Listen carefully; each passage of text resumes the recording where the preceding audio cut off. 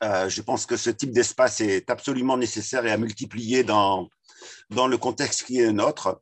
Euh, et je voudrais d'abord souligner que tous ces termes et toutes ces expériences ne sont que les différentes facettes de quelque chose que tous les dominés ont expérimenté, qui est en réalité la recherche des stratégies de résistance, et donc revenir sur ces dimensions-là.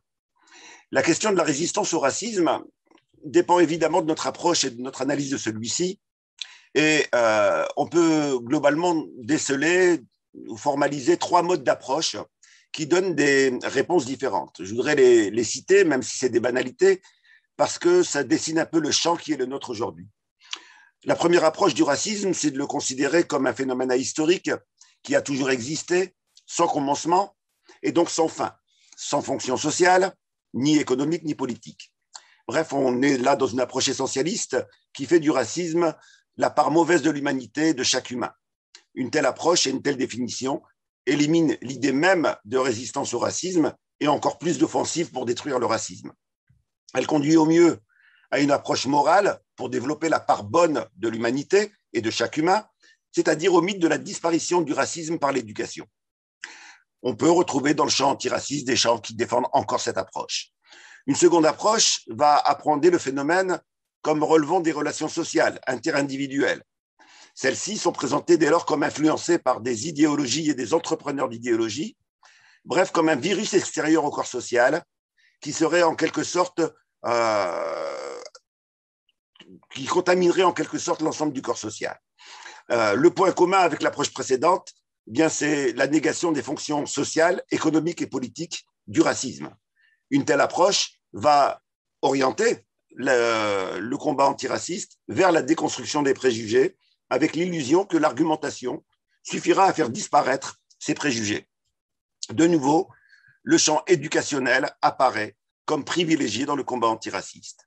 Et enfin, la troisième approche, qui est celle que je partage, va appréhender le racisme comme un rapport social de domination structurant nos sociétés et systémiquement articulé à d'autres rapports de domination et spécifiant avec eux le capitalisme mondialisé contemporain.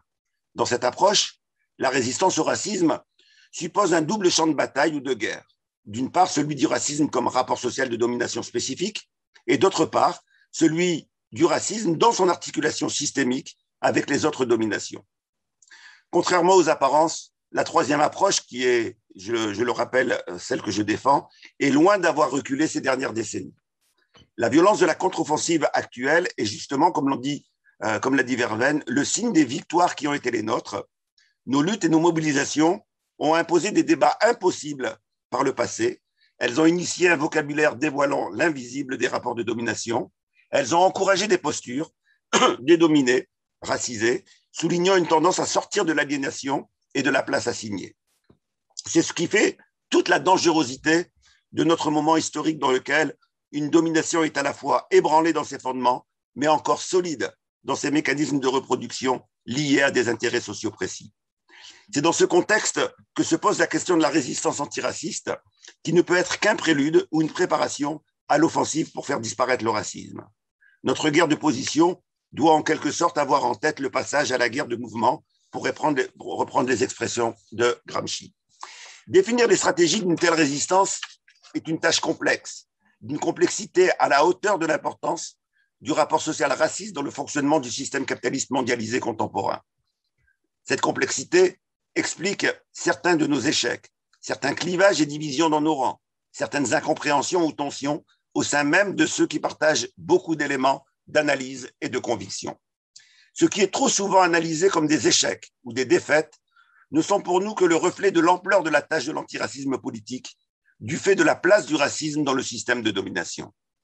Sans être exhaustif, la question de la stratégie antiraciste pose une triple question, celle des conditions du combat antiraciste, celle des places des différentes composantes de notre société dans le combat antiraciste et celle des formes d'organisation à prendre. D'abord, sur la question des conditions du combat antiraciste. Nous ne sommes pas avec cette question dans une question abstraite. Il ne s'agit pas de définir des stratégies générales valables en tout lieu et en tout temps.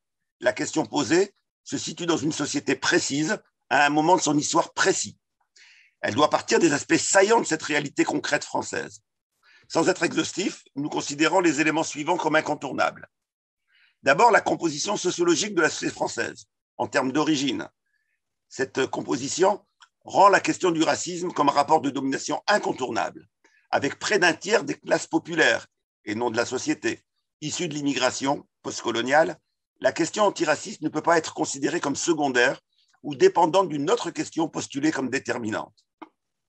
Cette composition dessine le tableau d'une minorité quantitative, mais ayant une importance suffisante pour constituer un point de blocage stratégique à toute transformation d'ampleur de la société. Pour le dire plus simplement, aucune révolution systémique n'est possible en France sans la mobilisation des populations racisées, et celle-ci n'est possible qu'en faisant du combat antiraciste une des centralités clés du combat politique. Seconde caractéristique, la société française est raciste depuis plusieurs siècles.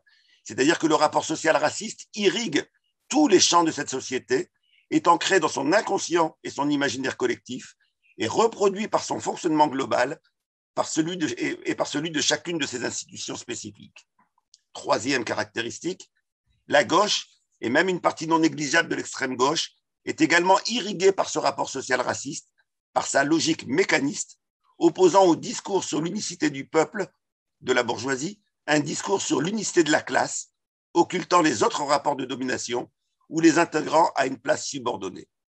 La confusion entre l'unité nécessaire et incontournable des dominés et l'unicité de la domination conduit à occulter la distribution pyramidale des dominés à partir des critères de sexe, d'origine, d'âge, etc. Les racisés ne constituent pas eux-mêmes, c'est la quatrième caractéristique, un groupe social homogène. Ils sont eux-mêmes traversés par des contradictions, ayant une base matérielle et entretenus idéologiquement. On ne voit pas en fonction de quoi et de quelles vertus spécifiques les racisés seraient épargnés par la question de la construction d'une conscience de soi comme groupe objectivement dominé. Ces quelques éléments qu'il faudrait compléter par d'autres suffisent à mettre en exergue un double besoin. D'abord, le besoin d'un espace politique propre aux racisés et le besoin d'un espace commun à l'ensemble des dominés. La sous-estimation du premier besoin conduit à rester étranger à la condition sociale des racisés en général et de ceux des classes populaires en particulier, qui de surcroît en constituent la très grande majorité, et donc à se couper de ceux-ci. Secondo, la sous-estimation du second besoin conduit à l'isolement. Or, aucune victoire antiraciste durable n'est possible pour une minorité, même stratégique, sans la convergence avec les autres groupes sociaux dominés. Sur la seconde question posée, celle des places dans le combat antiraciste, je voudrais commencer par rappeler que la question n'est pas nouvelle. Elle a marqué toutes les luttes de toutes les dominations. Marx, par exemple, dans La Sainte Famille, évoque la place respective des intellectuels et des prolétaires dans le combat anticapitaliste en soulignant la différence de place entre ces deux catégories. Il résume son raisonnement dans la phrase suivante, je cite, « Les philosophes souffrent parce qu'ils pensent et les prolétaires pensent parce qu'ils souffrent. » Autrement dit, un philosophe peut décider d'arrêter de souffrir en arrêtant de penser. On peut donc dire, si on veut caricaturer, alors que le prolétaire, lui, va être contraint par ses conditions d'existence à être poussé vers la pensée. La logique nous semble la même pour toutes les dominations. Certes, il ne suffit pas de subir une domination pour la comprendre, mais cela aide quand même. Certes, également, il ne faut pas nécessairement subir une domination pour en comprendre les mécanismes généraux et la nécessité de la combattre. Cependant, la compréhension incarnée, multidimensionnelle, incluant la multiplicité des formes d'expression du rapport social raciste, intégrant l'ensemble des effets corporels et psychiques, affectifs et émotionnels du vécu discriminatoire, prenant en compte l'ensemble des formes d'invalidation de la parole révoltée, toutes ces dimensions-là, cette compréhension globale, ne peut être que le fait, non pas du racisé ou de la racisée comme individu, mais des racisés comme collectif. Cette question n'est pas seulement celle de l'espace politique spécifique aux racisés, mais aussi celle de la place des racisés dans les organisations générales. La question de la non-mixité se situe à ce niveau en veillant à ne pas en faire une mode ou un folklore. Tous les groupes dominés de l'histoire ont fait émerger des espaces spécifiques de partage de l'oppression et de ses effets destructeurs, des modalités de construction d'une conscience collective, de priorisation des revendications. La violence des réactions systémiques à la question des espaces non mixtes a été une autre constante de l'histoire des luttes des dominés. de l'opposition à l'organisation autonome des travailleurs en syndicats ou en partis, à l'opposition aux espaces non mixtes des esclaves et en particulier aux églises non mixtes, à l'organisation d'espaces de femmes jusqu'à aujourd'hui et son discours sur le séparatisme. Un autre besoin du combat antiraciste peut dès lors se formuler comme suit: le besoin de penser collectivement les places différenciées dans le combat commun.